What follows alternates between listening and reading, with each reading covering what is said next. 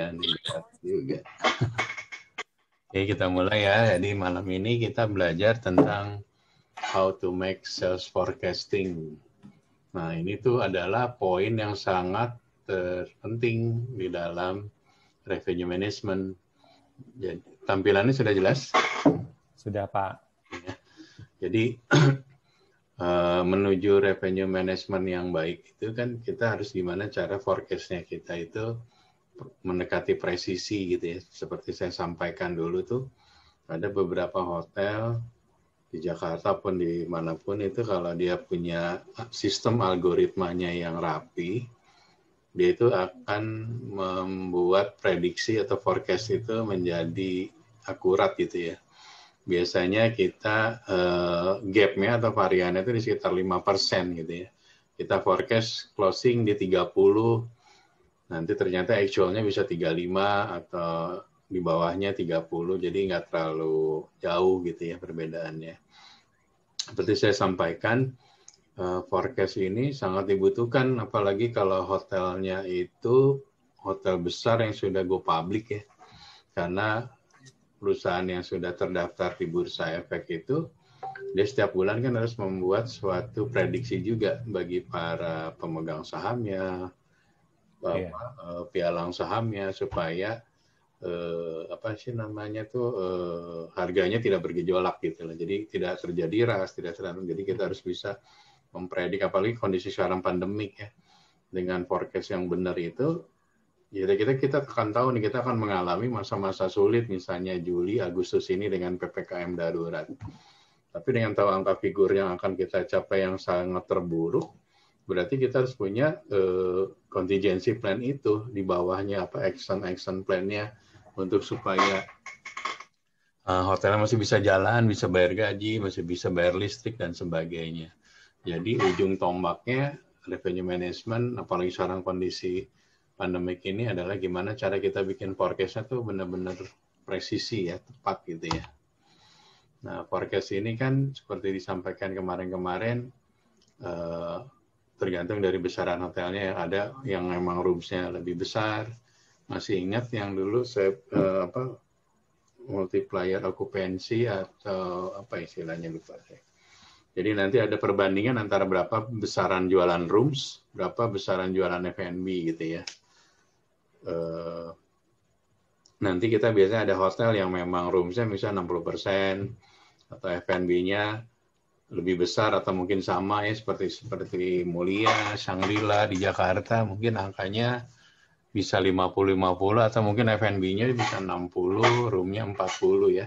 Tergantung hotelnya punya ballroom besar, sebelum pandemi ya kita cerita, outletnya banyak, nah, kemungkinan revenue F&B-nya, potensi untuk jualan F&B-nya jauh lebih besar gitu ya. Terus ke forecast ini kan digunakan seperti saya sampaikan tadi buat investor, buat para owner, terus lembaga keuangan ya, banknya yang ngasih pinjaman dan sebagainya. Terus kalau sisi bisnis oriented ya dari tim sales sama revenue management, gimana cara forecasting ini bisa mengguidance mereka gitu loh. Kalau udah ketahuan forecastnya jelek, apa bedanya coba forecast sama on the book? Ada yang tahu nggak? Kalau kita di satu hotel kan ada budget, ada forecast, ada on the book. Bedanya apa? Ada yang tahu? Kalau forecast baru perkiraan, kalau on the book mungkin yang udah order gitu ya Pak, walaupun belum bayar. Oke. Jadi kan kita tuh 3 parameter itu budget ya. Biasanya kita budget itu, kita bikin budget tahun depan, biasanya mulai dari Agustus ya. Agustus, September, Oktober kita bikin budget. Nanti finalnya Desember di-approve sama owner, sama corporate dan sebagainya. Nah, angka budget kan udah diperkirakan di lebih jauh ya. Budget untuk tahun 2022 sudah dibuat di bulan Agustus 2021. Kita nggak tahu kejadian di 2022 ada apa gitu kan. Jadi angkanya bisa meleset, bisa tepat, dan sebagainya. Nah, nanti di tengahnya itu ada forecasting. Forecast itu yang diharapkan angka budget yang bisa istilahnya terlalu optimis atau terlalu konservatif bisa di bridging sama forecast. Jadi forecast yang angka mendekatinya gitu. Tapi forecastnya juga ada kendala kan. Forecast biasanya kalau di hotel besar itu bikin di tanggal 15 atau tanggal 30, untuk forecast bulan depannya gitu. Nah, di forecast juga bisa meleset juga gitu. Kita forecast-kan misalnya 2 minggu ke depan akan ada wedding, ada meeting, ada grup, ternyata ada cancellation seperti sekarang ada PPKM darurat di mana semua hotel tidak boleh okupansinya full gitu ya, atau 50% gitu ya. Nah, seperti itu adalah suatu kondisi yang membuat forecast-nya jadi bergerak atau berubah. Nah, on the book itu adalah angka yang sudah tadi jawab itu kurang lebih sudah confirm ya. Syukur-syukur kalau udah ada payment itu lebih bagus lagi ya. Nah, nanti kita kerjanya revenue manager itu adalah memforecast permintaan-permintaan apa lagi nih turunannya gitu ya. Nah, kayak kemarin kejadian PPKM Jawa dan Bali gitu ya. Di luar dari market itu, kita fokus di feeder marketnya kita gitu ya. Jadi kalau hotel kita di Sumatera, hotel kita di Kalimantan, di Sulawesi, di Papua, jadi kita harus fokus ke marketnya yang lokal kita gitu, karena kecil kemungkinan Jawa Bali ada traveling ke pulau lain gitu kan, karena akan di barrier, dipersulit supaya tidak terjadi mobilitas ya Pak. Jadi gitu ya. Nah, kegunaan dari ini juga salah satunya adalah kita harus membuat yang namanya demand calendar ya. Demand calendar kalau di front office itu kita bisa lihat dari forecast ya, bisa forecast 3-month forecast 3 bulan ke depan atau sampai 1 tahun. Cuman kan pola booking pace ya, booking pace itu pola bookingnya orang Jakarta atau orang Indonesia kan kadang-kadang go show ya, paling 1 atau 2 hari dia booking untuk besok gitu kan ya. Karena berasumsi bahwa hotel banyak, nggak susah nyari hotel, jadinya booking pace-nya semakin menyingkat gitu ya. Nah, kalau yang booking pace-nya sangat pendek itu agak susah ya. Tapi kalau kita udah terbiasa, ini rata-rata tiap hari itu ada orang same day reservation, ada yang go show gitu ya. Kita udah ketahuan pola-polanya gitu kan. Jadi kalau hotel misalnya di daerah Sudirman gitu ya, bintangnya bintang 3 atau bintang 4 gitu ya. Rate-nya di 600 sampai 1 juta misalnya. Sebelum pandemi itu biasanya setiap hari itu same day-nya bisa 20 kamar, 20 room night gitu ya. Orang bisa langsung booking lewat OTA, atau langsung booking lewat portal hotel, atau langsung go show gitu ya. Tapi sekarang yang go show udah jarang ya, orang banyak menggunakan platform digital, either pakai hotel website-nya, atau dia pakai OTA gitu ya. Nah, dari situ kita akan kelihatan trennya gitu kan. Nah, mungkin kita misalnya hari ini, katakanlah hari ini tanggal 26 Agustus gitu ya, kita akan memforecast mungkin masih landai gitu. Nah, ini tiba-tiba tinggi, kita harus tahu nih, oh ini menjelang tahun baru misalnya gitu kan. Dulu mungkin rame di tahun-tahun baru sebelum pandemik nih ya. Jadi polanya, siklusnya. Nah, ada istilah, pernah dengar istilahnya kita blackout, ada yang pernah tahu apa istilah blackout? Tanggal-tanggal terlarang. Ya, tanggal-tanggal di mana itu adalah kesempatan kita jualan mahal ya. Kalau ada lebaran, ada tahun baru, kita jangan buka harga normal gitu, atau kalau bisa reservation-nya dikunci gitu, ditutup, di blackout gitu ya. Jadi OTA-nya dikasih cuman mungkin 10 kamar gitu, sisanya kita jual package tuh di website kita gitu ya. Dengan harapan kita bisa menaikkan penjualan ARR-nya jauh lebih tinggi di tanggal 30 gitu ya. Nah, ini juga sama, kita harus buka si kalendernya ini gitu. Kita harus lihat demand-nya. Oh, ternyata demand-nya di sini. Nah, kalau algoritmanya bagus, dia akan ngasih tahu sama kompetitor. Nih, kompetitor di Bali periode ini sama periode ini ada pick up nih. Kita harus tahu nih ada apa ya, ada event apa gitu, ada event internasional apa di Bali gitu kan. Harusnya sales sudah tahu ada eventnya apa ya, tapi banyak juga yang nggak update. Nah, waktu terlihat bahwa city occupancy-nya menaik, kita harus lakukan restriksi harga ya, maksudnya diskriminasi harga tadi, rate-nya mulai kita dynamic ya, kita mainkan pricing dynamic ya. Kalau memang demand-nya sangat kuat, kita pastikan harga kita jangan jangan kemurahan ya. Ya di satu sisi hotel kita akan penuh duluan, tapi kita nggak ada kesempatan untuk jualan lebih mahal gitu ya. Sampai di sini ada yang mau nanya sebelum saya lanjut untuk demand calendar dan forecasting? Ada yang mau tanya?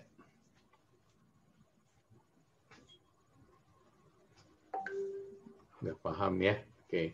Jadi demand calendar ini kita akan bahas di revenue meeting, di mana baik reservation maupun revenue manager akan membahas dari demand ini ya. Nah nanti itu ada harga apa yang bisa disarankan ya sama baik oleh OTA atau disarankan oleh sistem revenue management system, kita akan menyarankan pada tingkat hunian tanggal segini dia inform bagusnya di harga segini gitu kan. Nah itu akan mengoptimalkan kita. Tapi kadang kita mengoverride gitu ya. Mengoverride itu kita akan ngeliat kompetitor udah naikin ke 700, tapi kita pengen penuh duluan, kita override ya. Padahal si sistem suggest ke kita untuk harga 700 itu.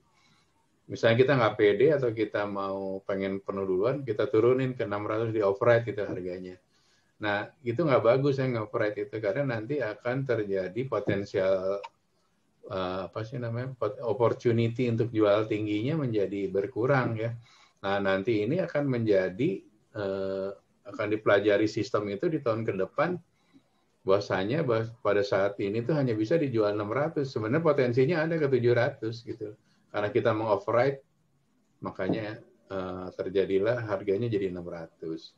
Seperti saya sampaikan dulu ya, bisa aja kita tetap dengan harga yang sama, tapi kita bikin package-nya ya, misalnya 700 including diskon 20%, F&B, misalnya 15% spa dan sebagainya. Itu jauh secara psikologis bagi tamu yang datang atau in-house, dia dapat benefit turunan gitu, tapi harga kita tidak menjadi turun gitu kan. Nah itu ya salah satu strategi dari revenue management, bukannya dengan menurunkan harga, tapi dia membundling ya, dibundling dengan package atau produk hotel lainnya. Oke. Nah ini salah satu contoh, tadi kan dari sisi tren grafiknya ya, ini dari angka kumulatifnya. Nanti dari sini kita bisa lihat, Agustus ini nanti di bawahnya itu akan kelihatan nih. Kita budgetnya misalnya okupansi harusnya 70, yang udah confirm on the book baru misalnya 20%. Gapnya jauh banget nih dari 20 ke 70. Nah nanti kita revenue manager itu ngasih ngasih tugas ke masing-masing departemen, terutama sales sama FO nih untuk pick up supaya gapnya nggak kejauhan dari 20 ke 70. Mungkin di tanggal awal oke, fine gitu ya. Tapi di tanggal-tanggal berikutnya ini harusnya menaik gitu dari 20 makin mendekati ke angka 70. Itu bagus, berarti forecastingnya budgetnya benar gitu ya. Tapi yang terjadi kan sekarang agak susah ya, mungkin budgetnya udah ketinggian, harus closing di 60. Sekarang ini room night-nya masih di bawah 1000 atau masih di bawah 200 gitu kan. Ngejar ke angka segini susah gitu kan. Nah, biasanya kita sama melakukan strategi-strateginya gitu. Bisa saja kita bikin packaging jualan mungkin yang pakai yang domestik ya, untuk market domestik, misalnya untuk lokal DKI menggunakan KTP-nya harganya misalnya 600 gitu ya. Tapi kita harus tahu forecast-nya, dengan kalau jualan 600 kita punya market populasi berapa, kira-kira bisa ngangkat berapa nih, nggak bisa ya, nembak gitu ya, tebak-tebakan nggak bisa ya, harus ada dasarnya gitu. Kita asumsinya kenapa kita jual 600 dengan harapan ini ada market swing yang di kompetitor itu bisa kita tarik gitu ya. Itulah gunanya strategic revenue management dengan adanya demand calendar ini. Ada yang mau tanya sampai di sini? Demand kalendernya monthly atau annual atau gimana?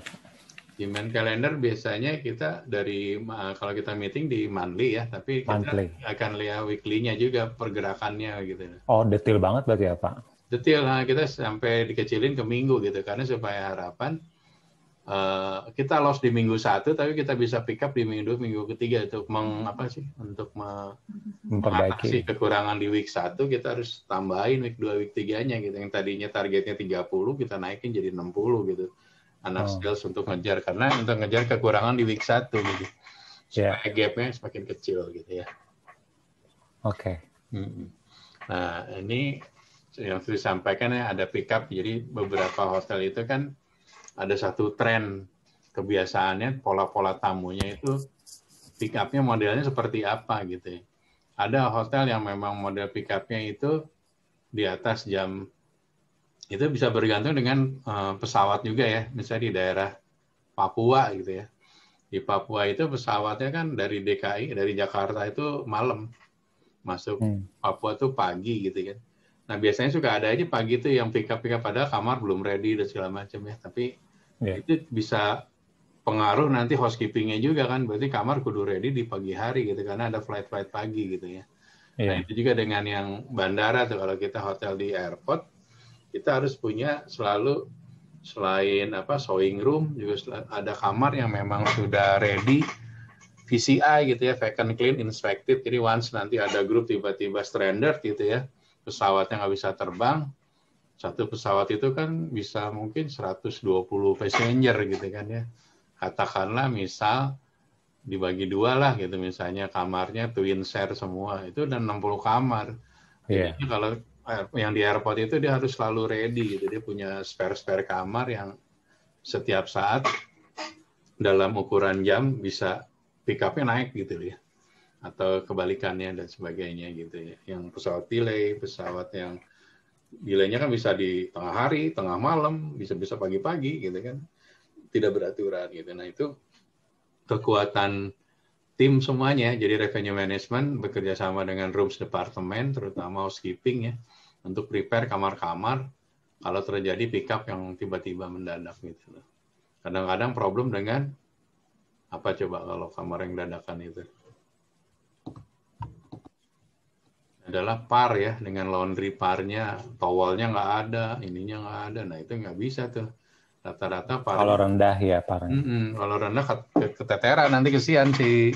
Masih dicuci, masih basah. Basah, belum kering. Belum kering laundry-nya. Jadi kan housekeeping malam hari kan paling mungkin 2, 3 gitu. Tiba-tiba ada satu pesawat stranded, nggak ada anduk, nggak ada apa, wah repot potensi ininya. Walaupun harga nggak selalu murah ya, karena contracting kayak dulu Sheraton Bandara pertama kali masih Sheraton baru-baru itu semua airline yang besar-besar ya, kelas-kelasnya Qatar, Singapura, itu yang tadinya dari Shangri-La bisa ketarik gitu karena mungkin kelasnya juga sama bintang 5 Sheraton, terus lokasi lebih dekat, jadi kalau terjadi apa-apa lebih cepat gitu ya untuk krunya dan sebagainya. Nah ini sebagai contoh, ini hotel di Sydney ceritanya. Dia melihat dari performanya ini komsetnya ya. Dia bisa lihat berapa sih pertumbuhannya terhadap komset. Misalnya dia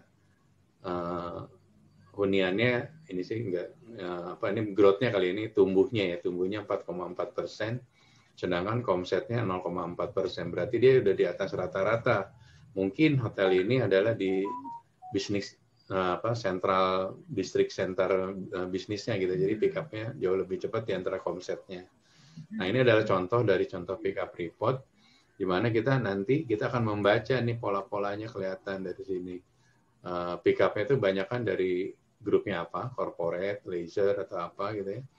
Terus model bookingnya pakai apa? Ada yang direct menggunakan portal websitenya hotel, atau menggunakan GDS ya, Global Distribution Service, atau OTA, yang tadi website, atau mungkin reference dari owner dan sebagainya. Ini adalah model dari bookingnya, ini marketnya. Nanti dari situ punya karakteristik sendiri nih, model corporate, modelnya kan pasti bookingnya banyak kan lewat website hotel ya, karena beberapa kayak Accor atau apa tuh kita account-nya tuh sudah ada, misalnya kita PT Ericsson gitu ya, kita udah contracting rate gitu ya, kan fixed rate setahun gitu ya. Nah sekarang ini beberapa chain udah melakukan dynamic rate di contracting gitu, walaupun kita kontrak dengan corporate gitu ya, tapi kita dynamic harganya, nggak nge-flat gitu. Nah itu udah berlaku juga, udah terjadi di beberapa hotel supaya si usernya atau corporate-nya merasa tidak dirugikan kan, dia bisa naik turun, dan hotel juga akan mendapatkan keuntungan kalau pick up ya dia ini. Cuman emang ada batas atasnya, nggak nyampe kena apa namanya harga publish itu enggak ya. Oke, sampai di sini ada yang mau nanya?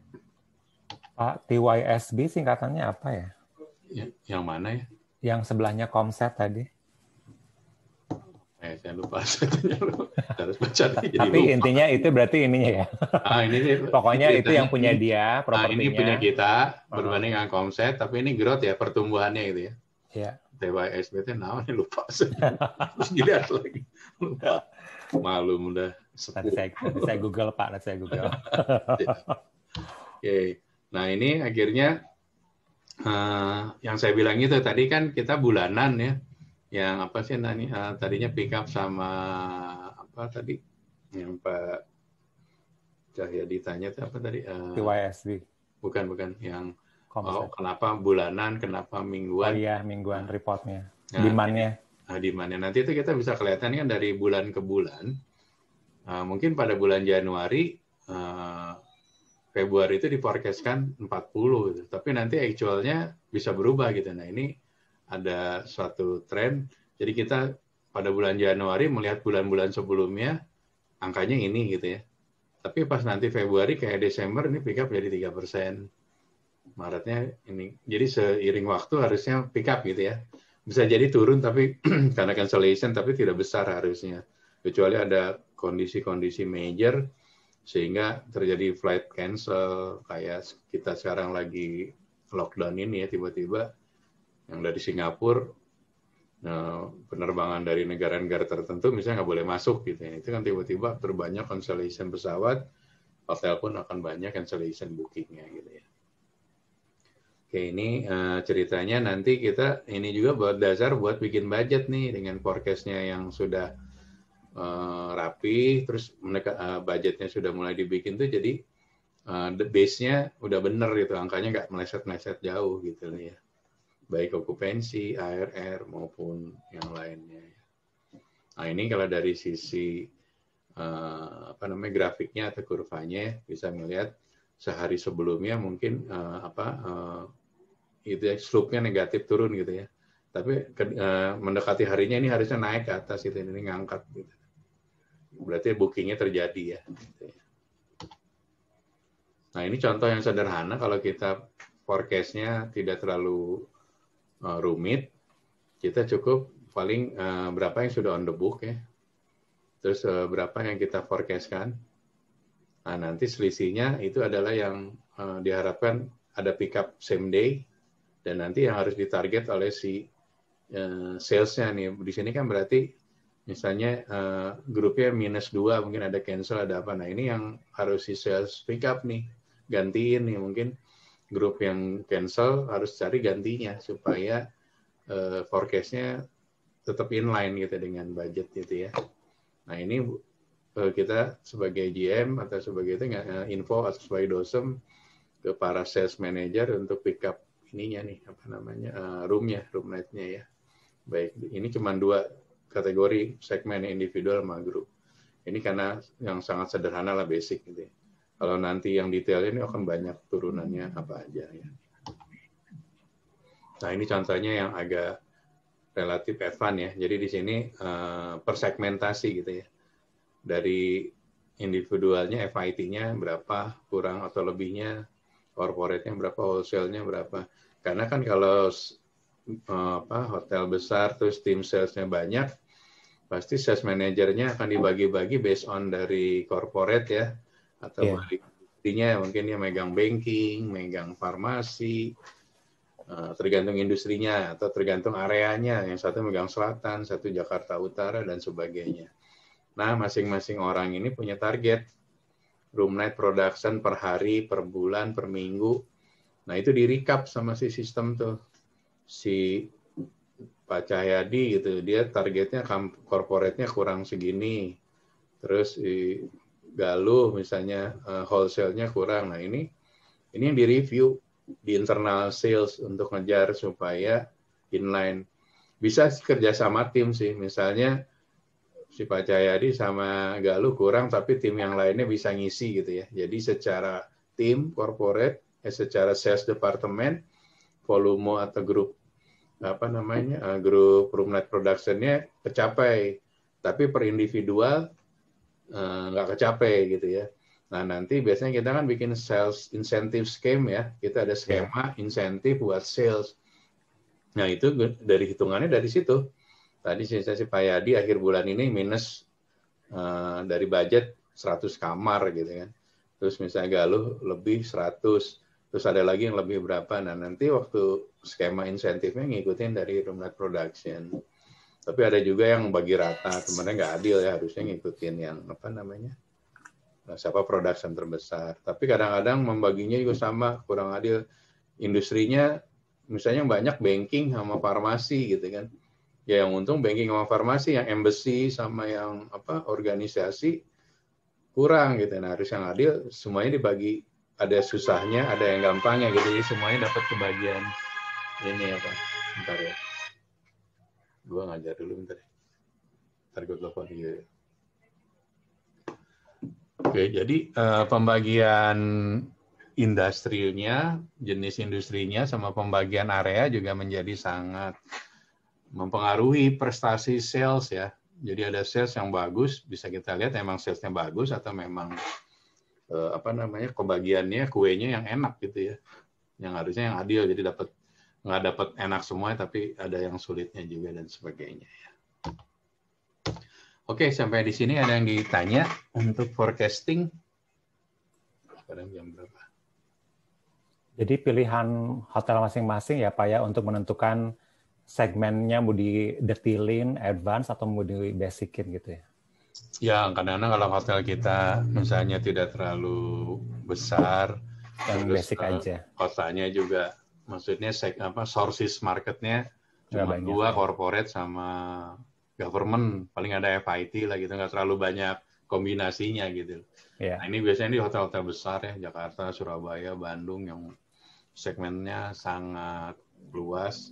Tapi luas pun ada isinya gitu, jangan luas tapi nggak ada isinya juga ngapain ininya, nambahin segmennya. Gitu. Oke, ada yang mau nanya? Siapa nih? Joshua atau Fadilah? Yang lain?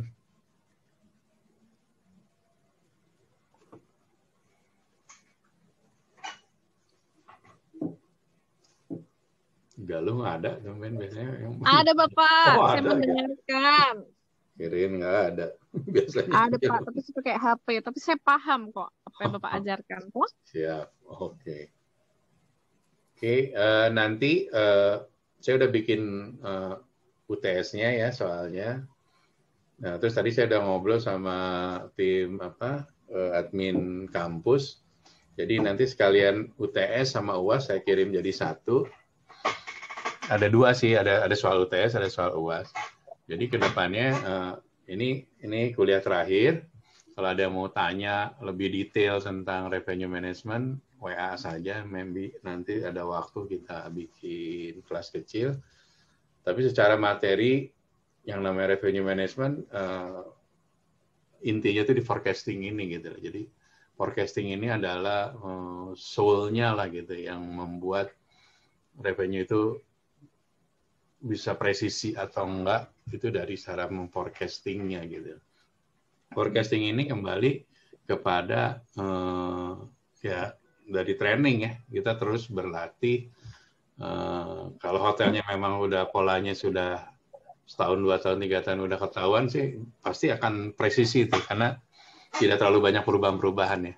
Kecuali hotelnya itu marketnya tiba-tiba ada kompetitor baru masuk gitu ya. Tapi kalau hotel kayak di Singapura gitu ya, yang jumlah inventory kamarnya itu tuh sangat terkontrol gitu ya. Dia akan menambah hotel atau room kalau ada event besar gitu yang secara terus-menerus atau secara perhitungan bisnis memang jumlah kamarnya kurang gitu ya. Beda dengan di kita kan di setiap daerah nggak ada perencanaan yang matang. Pemerintah daerah sepanjang ada bangun hotel dikasih izin semua gitu, yang penting jadi duit, bayar pajak gitu kan.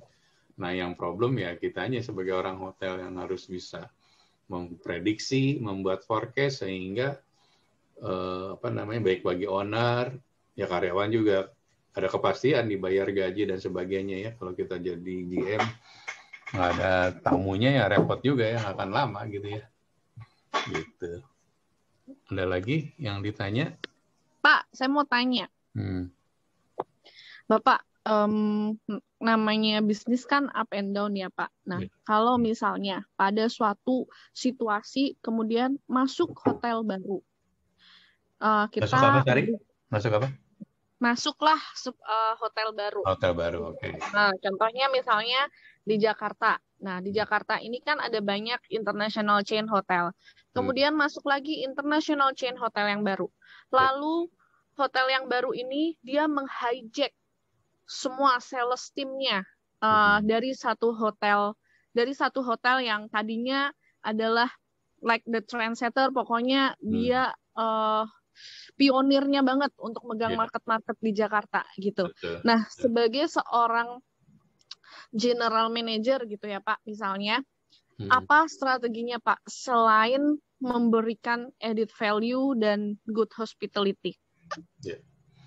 Oke, thank you. Bagus pertanyaannya. Prinsipnya kan semuanya manusiawi ya. Kita namanya orang hotel, nggak usah level sales, level GM juga kalau ada yang nawarin 2 kali lipat juga pusing, langsung mikir, bling-bling, langsung apply gitu ya. Itu satu hal yang manusiawi ya. Nah, gimana cara menjaganya supaya tim solid kita tidak di-hijack atau bisa long stay ya, bisa lama di hotel kita. Ya kembali sih dari nilai yang diberikan oleh hotel tersebut atau chain tersebut. Tidak melulu masalah uang ya. Kadang dengan banyak bagusnya training, ada career path, terus brandingnya sudah well known juga orang nggak, ya tergantung ya, kadang-kadang kalau kita masih muda ngejar posisi gitu ya. Pasti yang swing market itu pasti akan pindah gitu. Tapi orang yang sudah merasakan masih muda tapi ada yang punya fondasi kuat, dia tidak melihat tergiur dengan lebih uang 1 juta 2 juta dan jabatan, tapi dia melihat dan dia yakin di brand ini dia bisa karir sampai dengan di level paling tertingginya gitu, atau kesempatan berkarir di hotel tersebut juga terbuka luas tanpa ada diskriminasi. Itu juga akan mempengaruhi ya. Tapi bayangkan kan sekarang banyak hotel-hotel yang, mohon maaf, kalau kita lihat di Indonesia kan ada beberapa hotel yang secara chain dia economic scale gitu. Jadi kelasnya nggak luxurious, tapi dia economic gitu ya. Yang kebanyakan karena dia mengikuti pasar, dia memberikan janji posisi gitu ya. Jadi banyak yang posisi anak-anak ngejar posisinya dulu, dapat gaji lebih, dia cabut gitu ya. Inilah tipikal hotel di negara kita. Kita tidak menyalahkan, memang mungkin negara kita negara berkembang modelnya gitu. Coba dibayangkan di beberapa luar negeri, kalau kita ke Singapura gitu kan, ada orang yang berkarir dari housekeeping itu nyampe nenek-nenek gitu di situ ya. Dia bisa stay dengan lama, walaupun hotelnya juga brandnya nggak gede-gede amat gitu loh. Mungkin karena dia merasa sudah nyaman dan sudah cukup gitu loh. Beda kan dengan kita, kali merasa masih kurang, kita harus pindah gitu. Jadi balik lagi ke pertanyaannya, kembali kepada kita kemampuan. Memang berat kalau hotelnya tidak di brand yang kuat gitu ya. Dia leadership-nya seorang GM itu yang akan, kan banyak, aduh gue nggak suka GM yang ribet, rese gitu kan, gue mending cabut aja deh gitu kan. Tapi ada juga yang GM-nya ribet, rese, tapi brandnya karena kuat dan trainingnya bagus, fasilitasnya bagus, itu orangnya lama gitu, berkarir di situ lama gitu ya. Nah, kita tidak memungkiri, makanya kita jagainnya gitu ya. Pertama, kalau brand kita nggak terlalu gede ya kita harus punya komunikasi yang kuat dengan ini. Pak Cahyadi itu jagonya gimana cara memanage motivasi karyawan, dijagain, apalagi pada tahap-tahap seperti ini kan, motivasi itu makin lama makin kecil gitu, ngejagain. Nah itu yang memang ada trainingnya apa itu Pak Cahyadi jagonya lah, gimana how to manage, to motivate tim gitu ya. Tapi kembali brand itu pengaruh juga sih, kalau brandnya gede udah aman sih, nggak terlalu ini. Dan bisa kita lihat nanti ini ya turnover-nya. Bisa memang kita di Indonesia belum ada mapping ya turnover, tapi kita bisa lihat ada satu hotel yang gonta-ganti mulu gitu, GM-nya gonta-ganti, setahun tuh bisa 10 GM, sales-nya dosnya gonta-ganti gitu kan. Nah itu kan kelihatan dari manajemennya hotel tersebut ya, grupnya tersebut. Orang juga lama-lama akan kelihatan loh, di brand ini mah nggak lama juga ini gitu kan. Ya kita sesama orang hotel tahu kan akhirnya pada sendiri gitu loh. Bapak, actually yang saya tanyakan itu maksudnya gini Pak. Nah, setelah kita di hijack ya Pak, karena kan itu memang yang pertama tadi eliminasi dan seleksi alam, yang keduanya itu memang manusiawi. Nah, terus setelah di hijack itu strategi kita apa ya Pak kira-kira? Karena kan biasanya klien itu akan ngikutin orangnya ya, salesnya bukan hotelnya gitu. Nah, kira-kira maksudnya kalau di persentase kecil gitu loh Pak. Selain ya memang kalau untuk hotel tertentu brand tetap main ya Pak gitu. Nah, kira-kira strategi tepatnya apa Pak untuk menghadapi hal seperti itu setelah di hijack? Kalau kita sebagai orang yang sudah di hijack, kita juga ada tuntutan tanggung jawab moral kan. Pasti saya yang hijack Galuh gitu ya. Saya ngerasa Galuh sebagai kompetitor bagus, saya harus akuisisi gitu kan. Waktu saya akuisisi, saya ngasih tanggung jawab lebih dong, saya ngasih gaji lebih. Saya minta juga hal yang sama gitu. Tapi maaf kata, banyak orang sales itu selalu menganggap bahwa dia akan bawa gerbong tamu gitu.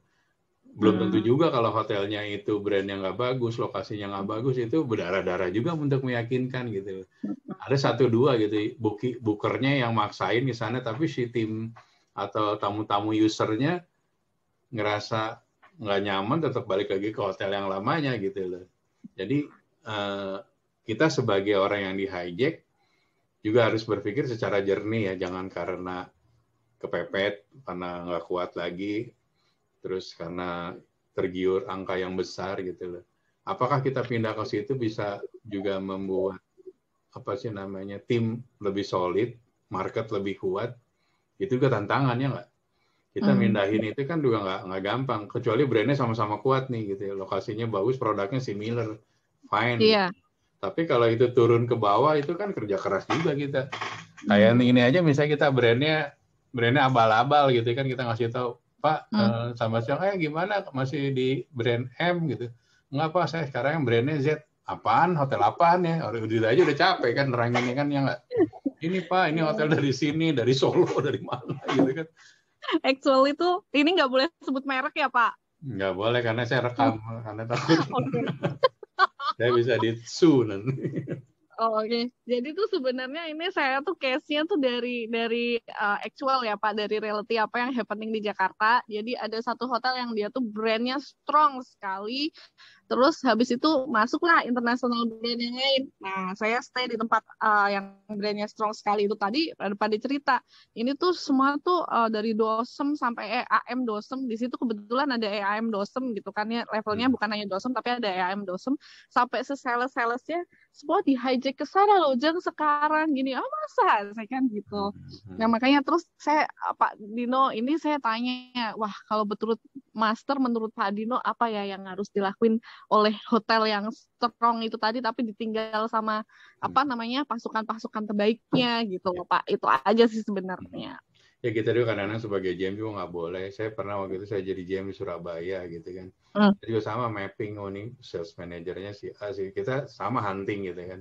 Tapi kita juga harus respect kan. Kalau kita sebagai orang yang di hijack kan juga sebagai GM kan gondok juga gitu kan. Yeah. Maksudnya kita fair-fairan aja gitu. Malah kadang-kadang kita akan telepon dulu ke GM, bro, gue mau ngambil si A ya, menurut lu ridho nggak gitu kan? Kalau dia oke, gitu ya, udah kita proses. Nah kadang-kadang kan kita juga namanya pertemanan ya, kita namanya hotel, sampai kita bisa satu grup sama dia, atau mungkin kita jadi bawahan dia gitu loh. Once kita bikin masalah kan nggak bagus ya. Jadi memang ada dulu beberapa GM yang egois gitu kan, yang ngerasa brand bagus, ditawarin semua sales yang kompetitor dihajek-hajekin gitu kan. Akhirnya ya memang secara egois hotel itu akan pasti leading gitu kan, market langsung keisi gitu dan sebagainya. Cuman yang kita sebagai sisi sosial bisnis etik ya Pak. Juga nggak bagus ya kita kan belum tentu lama. Dan kedua bisa jadi gini juga loh maksudnya.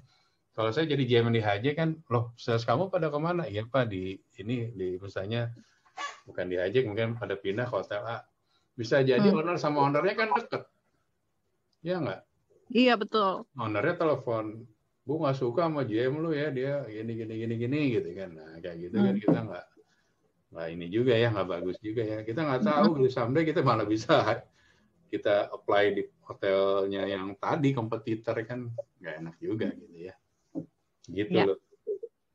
Ya Bapak, terima kasih. Oke, teman-teman kalau nggak ada nggak ada pertanyaan, nanti ini videonya rekamannya saya kirim. Nanti soal UTS sama UAS-nya saya share juga. Sampai ketemu lagi mungkin di mata kuliah lain. Kalau ada yang pertanyaan, monggo nanti di WA saja. Akhir kata, mohon maaf jika ada salah-salah kata selama kuliah ini. Semoga sukses semuanya. Salam sehat dan sampai jumpa lagi ya. Assalamualaikum warahmatullahi Terima wabarakatuh. kasih Pak Dino. Pak Dino, Terima kasih banyak, Pak Dino. sampai jumpa di lain kesempatan Pak. Mohon maaf ya Pak kalau sebagai mahasiswi belum mencapai ekspektasi Bapak. Siap. Oke. Saya pamit ya. Ya. Ya, Ya, Pak. Kak. Bye. Assalamualaikum. Salam. Salam. Waalaikumsalam.